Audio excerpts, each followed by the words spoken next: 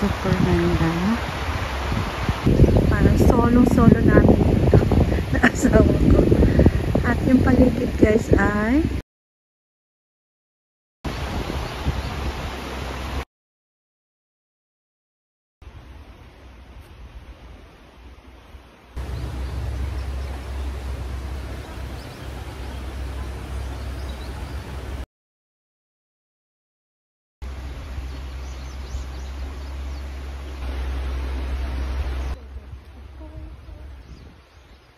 pag mga cherry blossom guys, nakakilig. Pag nakita nyo po ng personal po itong mga ano dito, yung mga cherry blossom dito sa Japan. And yun, nakaka-relax talaga guys. Wala kang isipin. Yung wala, relax talaga.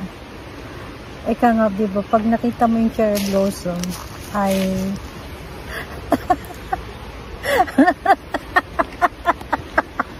ay pabulaklak si Papa. Kinikilig ako.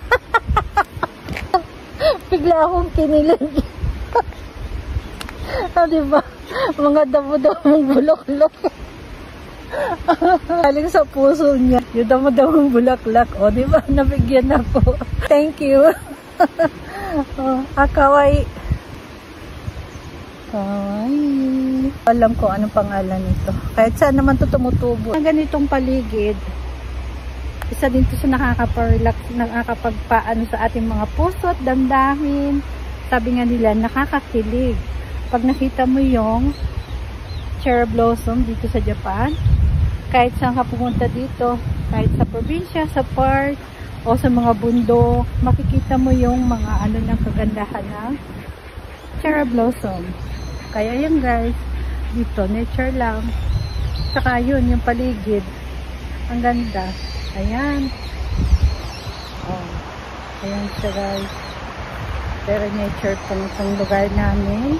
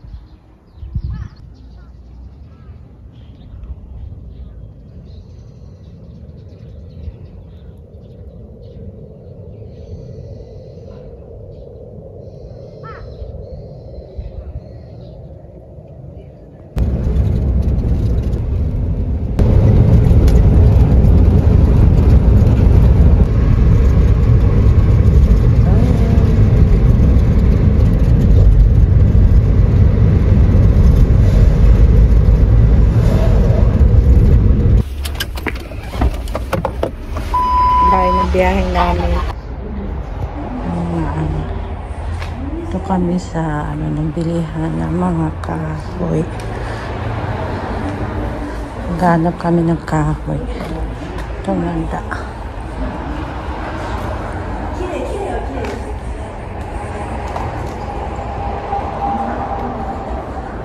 Ito.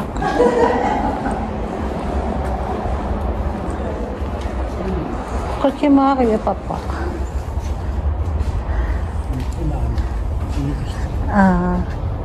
Hokuri kawaii.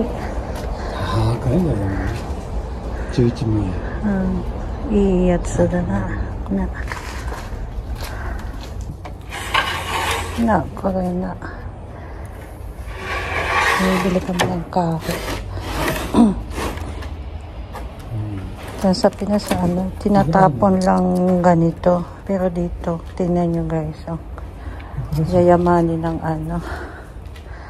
price. Ganito yung hinahanap ng kahoy.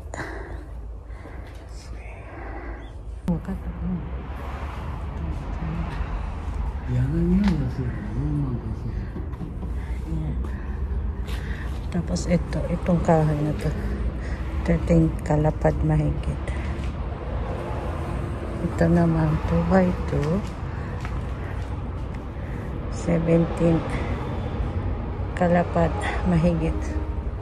Depende sa kahoy tsaka sa size. Ayan, kahoy. Ito ganda.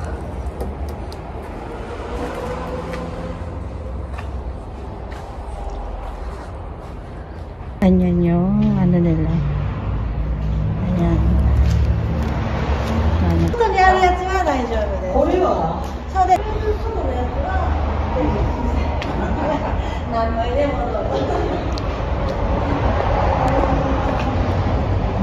Maganda ng mga kahoy nila, mga yayaman. Ang lawak.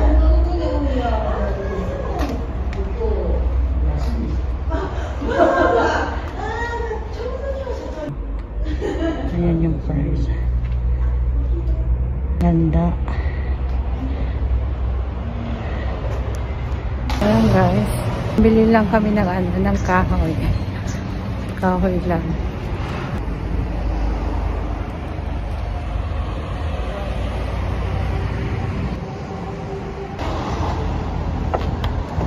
Hi guys. Ito yung nabili naming kahoy. Gagawin na DIY ni Papa.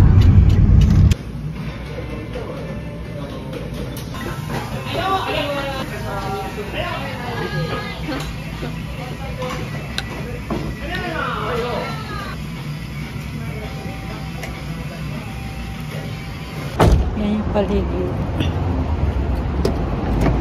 Busog na. Thank you for watching guys, and please like and subscribe. God bless po sa inyong lahat.